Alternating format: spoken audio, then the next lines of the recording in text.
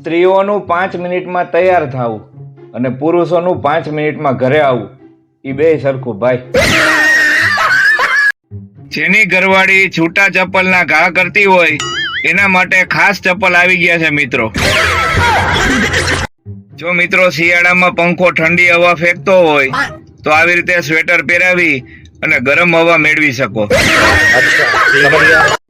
મિત્રો હજારો વર્ષો પછી આવો યોગ આવે છે ત્યારે બધાય ગ્રહો એક જ દિશામાં ભેગા થાય છે. અહીંયા કાં તો ફોટો ખોટી જગ્યાએ છે કાં કચરો ખોટી જગ્યાએ છે. આજે તમારા હાથની ચા પીવાનું મન થયું છે. કઈ કામ કરીને જ પતિને ઘરના કામ કરતો કરી દેવાય. પપ્પાએ કીધું તું કે ગાડી 100 ઉપર નો હાલવી જોઈએ. પછી આપણને સેટિંગ કરતા તો આવડે ને. નથી કઈ ખબર પડતી ને ફોટામાં. ઊંધો મોબાઈલ કરો.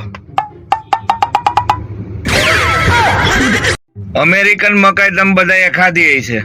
હવે આ વેસ્ટ ઇન્ડિઝની મકાઈ ટ્રાય કરો. આને સફરજન બનવું હતું પણ ઘરવાળાના દબાણમાં આવી અને ફરજિયાત ટમેટા બનવું પડ્યું. એક એસી અને 2 રૂમ ઠંડા થાય. આ ટેકનિક આપણા દેશની બહાર નો જ આવી જોઈએ. પરીક્ષામાં 4 વિકલ્પ હોય છે અને ચારેય આપણને સાચા લાગતા હોય. પેલા 5 ને છોડવા અઘરા હતા. કામ, ક્રોધ, લોભ, મોહ ને અહંકાર. હવે બીજા 5 જોડાણા. ફેસબુક, ટ્વિટર, યુટ્યુબ, વોટ્સઅપ અને ઇન્સ્ટાગ્રામ. શિયાળામાં આપણા નાકની કન્ડિશન કઈક આવી હોય. બપોરે જમણવારમાં જે બાઈએ ગોઠણના દુખાવાનું બાનું કાઢી અને ખુરશી માંગી હોય એની ઈ બાઈ રાત્રે દાંડિયા રાસમાં ધૂપકા દેતી હોય. ખોટાડ્યું હાર્યું. બાપા એના છોકરાને કહે તને આટલા બધા ઓછા માર્ક કેમ આવ્યા? તો ઓલો કે ગેરહાજરીને કારણે. બાપા કે તું તો ગયો તો ખરા પરીક્ષા દેવા. કે હા પણ મારી બાજુમાં છોકરો ગેરહાજર હતો. ઊની ઊની ખીચડી અને ખાટું ખાટું દહીં. ઘણી બધી છોકરીઓ જોઈ પણ તારા જેવી નહીં. આને કહેવાય મિત્રો 10x ઝૂમ. આને કહેવાય આપણા સિક્યુરિટી ગાર્ડ. ઘરવાળા મારાથી બહુ પરેશાન હતા કે તું સમય ઉપર સૂતો નથી ને સમય ઉપર ઉઠતો નથી. પછી આપણે દિમાગ વાપરો.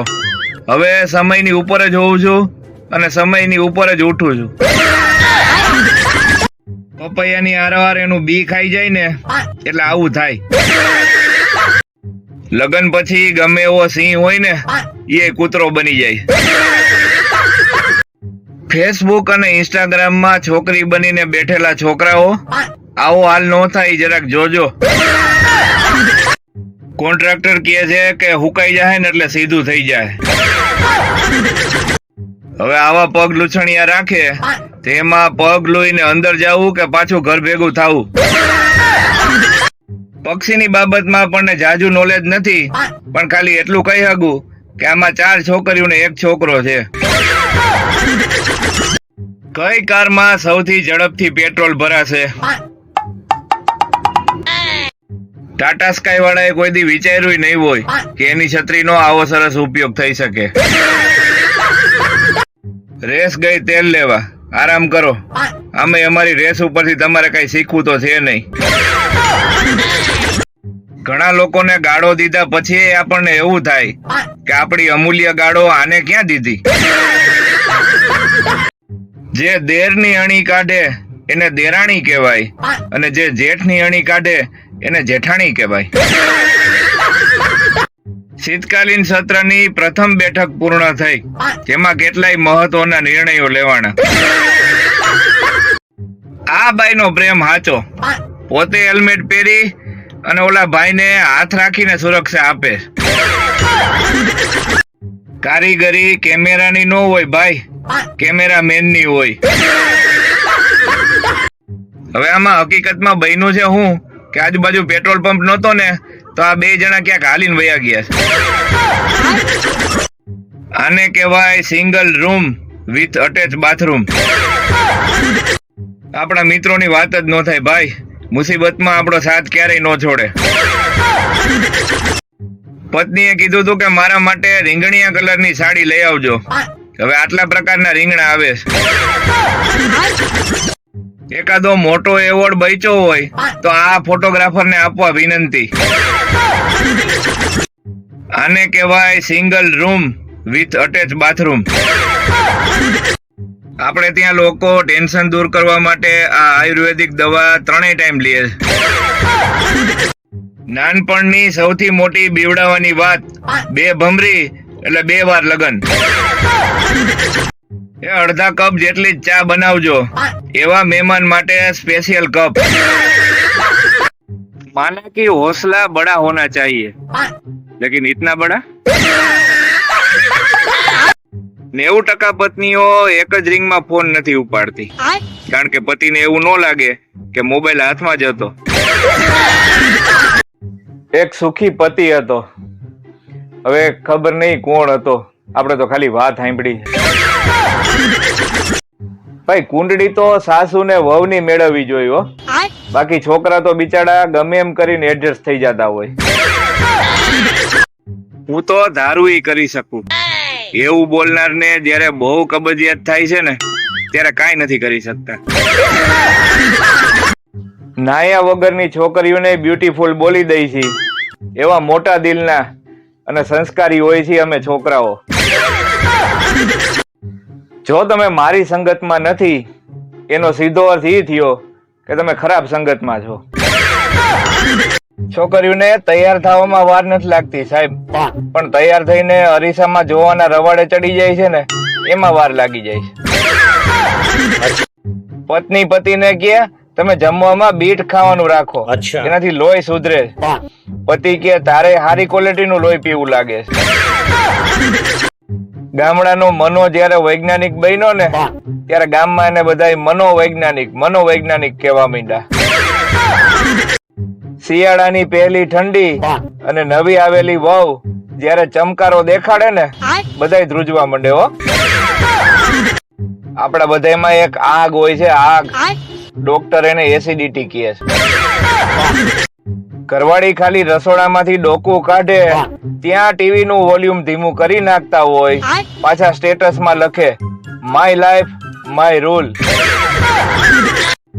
બહુ કિસ્મત વાળા હોય છે એ લોકો, જેનું નેટ ગોદડાની અંદર હાલતું હોય છે.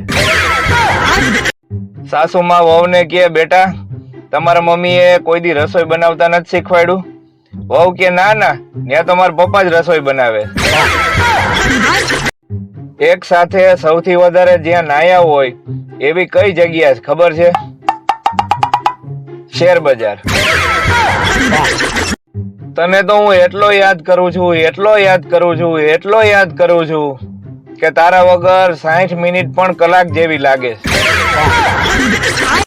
જે લોકો એમ કેતા હોય ને કે મારે લગ્ન નથી કરવા, લગ્ન પછી સૌથી વધારે છોકરા એના જ થતા હોય. ઊની ખીચડી અને ખાટું દહીં ઘણી બધી છોકરીઓ જોઈ પણ તારા જેવી નહીં.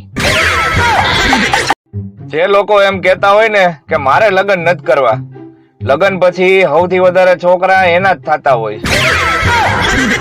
અમુક છોકરીઓ તો મોઢા ઉપર એટલો પાવડર લગાડે છે જાણે એવું લાગે કે કલર કામ વાળા એ ખાડામાં લાપી ભરી દીધી હોય. લગ્ન હંમેશા જાડી છોકરી હારે કરવા, કારણ કે એ તમને મારવા દોડે અને તમે ભાગી જાઓ તો તમને પકડી ન શકે. ડોક્ટરે સાંજે 7 વાગે દવા પીવાનું કીધું હતું, આપણે 4 વાગે પી અને કીટાણુ સરપ્રાઈઝ આપી.